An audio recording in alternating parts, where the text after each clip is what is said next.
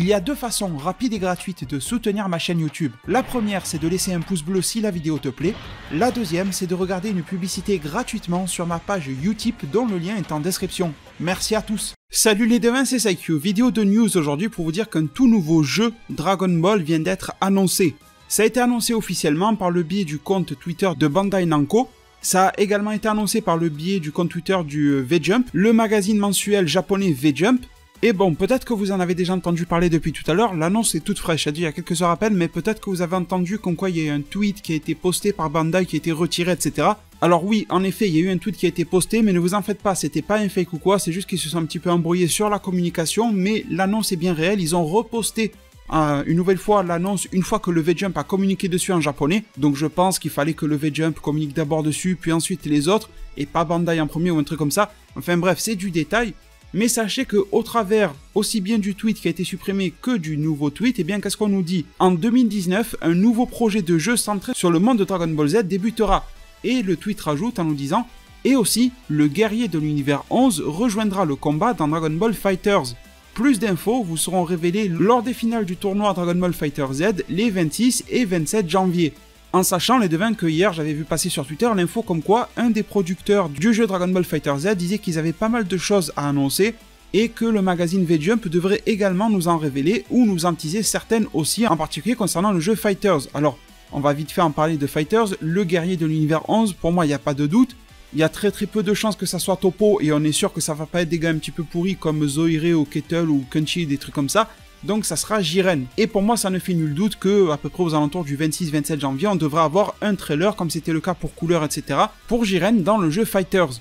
Bref les devins, on a assez parlé de ce jeu aujourd'hui, on va se parler du tout nouveau. Alors attention à ne pas confondre, le jeu dont je vous parle aujourd'hui n'a rien à voir avec Fighters et n'a rien à voir avec le fameux Super Dragon Ball Heroes, le World Mission dont je vous ai fait une vidéo hier. C'est encore un tout nouveau jeu pour 2019 sans date précise, mais 2019 c'est déjà pas mal, qui nous est annoncé ici. Malheureusement, nous n'avons pas d'image, mis à part ce visuel qui sert à peu près de logo, ils l'ont montré sous fond blanc et sous fond noir, c'est la même chose au final.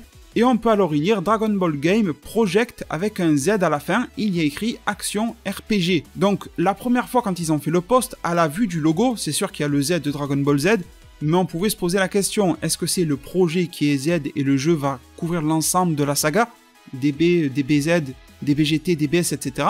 Ou est-ce que c'était purement centré sur Z? Bon, le nouveau tweet, dans lequel ils disent un nouveau projet de jeu centré sur le monde de DBZ débutera, ben ça fait comprendre que ça sera à peu près du début vers là où il y a Raditz, dans l'animé DBZ, jusqu'à la fin avec Majin Buu pur, voire à la limite Oob, mais ça ira pas plus loin.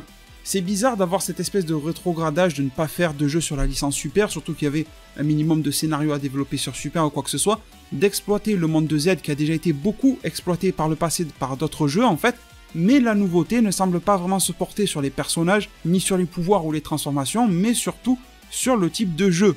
On nous promet un jeu action RPG. Alors pour le moment les devins, personne n'a parlé de monde ouvert, d'open world, etc. Si jamais vous voyez la news sur ça, à l'heure où je vous parle et à l'heure où ma vidéo sortira, ça n'a pas été annoncé. C'est quelque chose que l'on espère tous, un truc encore mieux fait que le fameux One Piece World Seeker, je crois qu'il l'appelle comme ça, mais quelque chose un petit peu dans le même état d'esprit, mais qui serait mieux fait, parce que je crois que le One Piece est un petit peu bancal comme jeu, je n'ai pas pu le tester, mais d'après les échos qu'on peut en avoir, il a l'air plutôt moyen en fait ce jeu-là, même si les premiers visuels qui avaient niqué étaient impressionnants, mais bon, ça a l'air de retomber un petit peu, mais on aimerait quand même quelque chose dans cet état d'esprit pour Dragon Ball, surtout qu'il y a moyen de faire quelque chose avec les machines actuelles, les PC, les consoles et tout ça.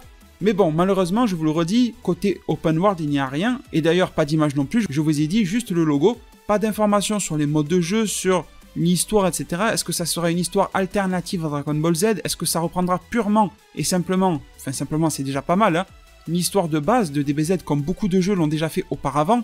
Est-ce que ça couvrira du début à la fin, ou qu'un seul arc ou deux? Tout ça on n'en sait rien, j'espère quand même que ça couvrira tous les arcs de DBZ. Mais bon, voilà, pour moi, vraiment, ce qui m'intéresse là, c'est le côté action RPG. Alors, pour ceux qui se poseraient des questions sur ce que ça peut être un action RPG, je vais pas faire de définition, je vais donner un exemple que vous connaissez déjà sûrement tous. Vous connaissez à peu près tous plus ou moins la franchise des The Witcher, et en particulier The Witcher 3, et bien c'est un exemple parfait d'action RPG. Ça veut pas dire que ça sera exactement pareil, ça peut être totalement différent. D'ailleurs, ils ont pas dit si ça sera en 3D, en 2D ou quoi. D'ailleurs, en parlant de 2D, eh bien on a déjà eu, pour vous donner un exemple un peu plus concret, du action RPG dans la licence Dragon Ball. Si vous prenez les Dragon Ball que l'on a vu sur Game Boy Advance, les Legacy of Goku, etc., eh bien tout ça c'était du action RPG. Moi j'avais beaucoup aimé ces jeux, mais je pense qu'ils étaient adaptés à leur format, c'est-à-dire le format Game Boy, en 2D, etc. Je trouve que ça passait bien à l'époque. Peut-être qu'un jeu comme ça passerait bien sur Switch, avec le côté portable, la 2D s'adapterait bien et tout ça. Après j'espère qu'ils vont mettre plus le paquet que sur un simple Legacy of Goku, sur un tout nouveau jeu. D'ailleurs on ne sait même pas sur quelle console il va sortir, mais qui devrait très probablement débarquer sur les consoles de salon actuelles, etc. Donc pour moi les devins, ce jeu il faut l'attendre au tournant, parce que déjà c'est de la nouveauté sur Dragon Ball, mais aussi pour deux autres points. L'aspect action RPG, et voir quelles seront les proportions de action et de RPG. Vous savez que la tendance et la mode est surtout à l'action et pas trop au RPG, même quand ça s'appelle action RPG. Et de voir également les possibilités que ce jeu nous permettra d'avoir, monde ouvert, semi-ouvert, etc. Est-ce que ça sera dirigiste? On n'en sait rien. Mais c'est quelque chose réellement sur lequel il faudra garder l'œil, je pense. Du coup les deux, vous me dites dans un commentaire ce que vous en pensez. Je sais que ça va être difficile d'en penser quelque chose, étant donné qu'on n'a pas énormément d'infos.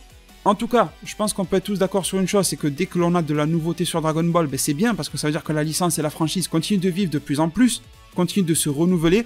On verra bien, après tout, si c'est un jeu pourri ou un jeu moyen, voilà, on oubliera vite, et en espérant que Bandai Namco apprenne de ses erreurs, et dans le meilleur des cas, on aura un très bon jeu à se mettre sous la dent. Bref, il est temps pour moi de vous remercier énormément pour tout votre soutien. Merci à toutes les personnes qui auront fait un tour sur ma page Utip pour me soutenir gratuitement, également le soutien au niveau du pouce bleu pour le référencement de cette vidéo-là. Prenez tous très bien soin de votre futur, et à plus pour de prochains arts divinatoires.